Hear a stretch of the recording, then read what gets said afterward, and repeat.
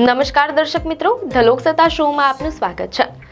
રાજદ્વારી કુશળતા અને રાજદ્વારી સંબંધોમાં ક્યારેક કલાકો નહીં પણ હેતુઓ મહત્વના હોય છે।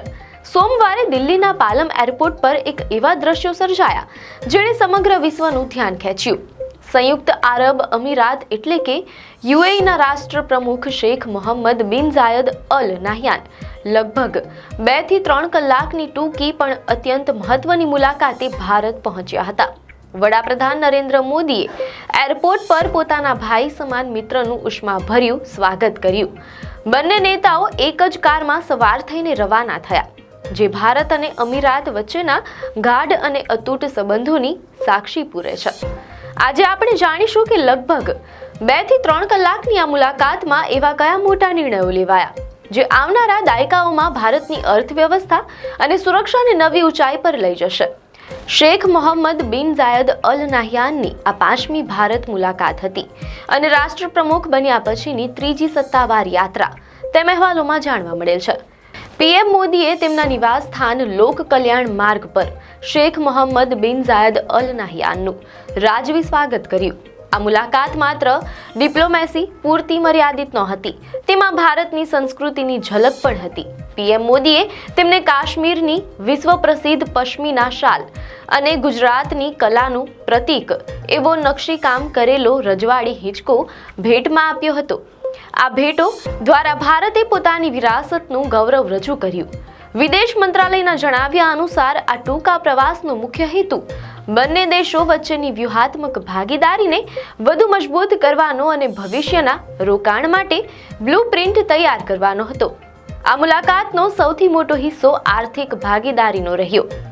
વિદેશ સચિવ વિક્રમ મિશ્રીએ જણાવ્યું કે 2022ના આર્થિક કરાર પછી બંને દેશો વચ્ચે $100 બિલિયન વેપાર થઈ ચૂક્યો છે, પરંતુ હવે લક્ષ્ય તેનાથી પણ મોટું છે।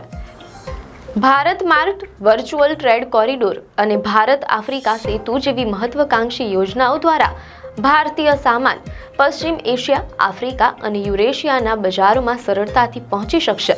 આ મુલાકાતમાં ગુજરાત માટે 2 લોટરી સમાન જાહેરાતો થઈ છે। મીડિયા અહેવાલો અનુસાર પ્રથમ છે ધોલેરા સ્પેશિયલ ઇન્વેસ્ટમેન્ટ રીજન એટલે કે ધોલેરા SIRનો વિકાસ। યુએઈ હવે ધોલેરામાં આંતરરાષ્ટ્રીય airport, training school, greenfield port અને સ્માર્ટ ટાઉનશીપ વિકસાવવા માટે ભારત સાથે ખભે ખભા મિલાવીને કામ કરશે। બીજી મોટી જાહેરાત ગિફ્ટ સિટી માટે છે। દુનિયાની જાણીતી કંપની ડીપી વર્લ્ડ અને ફર્સ્ટ અબુધાબી બેંક હવે ગિફ્ટ સિટીમાં પોતાની શાખાઓ ખોલશે, તેમ અહેવાલોમાં જાણવા મળેલ છે। આ નિર્ણયથી ગુજરાતના આર્થિક માળખાને વૈશ્વિક સ્તરે નવી ઓળખ મળશે અને હજારો યુવાનો માટે રોજગારીની તકો ઊભી થશે। ભારતની ઉર્જા સુરક્ષા માટે પણ આ બેઠક વરદાન સાબિત થઈ છે। મીડિયા અહેવાલો અનુસાર હિન્દુસ્તાન પેટ્રોલિયમ HPCL અને ADNOC ગેસ વચ્ચે 10 વર્ષનો ઐતિહાસિક કરાર થયો છે। આ ઉપરાંત બંને દેશો વચ્ચે શાંતિ કાયદા હેઠળ સિવિલ ન્યુક્લિયર કોઓપરેશન પર સહમતિ સધાઈ છે। પરમાણુ પાવર પ્લાન્ટનું સંચાલન, સુરક્ષા અને નાના મોડ્યુલર રિએક્ટર્સના વિકાસમાં હવે યુએઈ ભારતનો સાથી બનશે। આ સહયોગ ભારતને ગ્રીન એનર્જી તરફ આગળ વધવામાં મોટી મદદ કરશે। ભવિષ્યની ટેકનોલોજી એટલે કે આર્ટિફિશિયલ ઇન્ટેલિજન્સ અને સ્પેસ સેક્ટરમાં પણ બંને દેશોએ હાથ મિલાવ્યા છે। યુએઈ ભારતમાં સુપર કમ્પ્યુટિંગ ક્લસ્ટર અને ડેટા સેન્ટર્સ સ્થાપવા માટે રોકાણ કરશે, તેમ અહેવાલોમાં જાણવા મળેલ છે। આ સિવાય ફેબ્રુઆરી 2026માં ભારતમાં યોજાનાર AI ઇમ્પેક્ટ સમિટને યુએઈએ સંપૂર્ણ સમર્થન આપ્યું છે, તેમ અહેવાલોમાં જાણવા મળેલ છે। અંતરિક્ષ ક્ષેત્રે બંને દેશો સંયુક્ત મિશન અને ઔદ્યોગિક બેઝ તૈયાર કરશે। આ મુલાકાતનો એક ભાવનાત્મક પક્ષ એ પણ રહ્યો કે અબુધાબીમાં હાઉસ ઓફ ઇન્ડિયાની સ્થાપના થશે, જેમાં ભારતીય સંસ્કૃતિનું ભવ્ય મ્યુઝિયમ પણ હશે।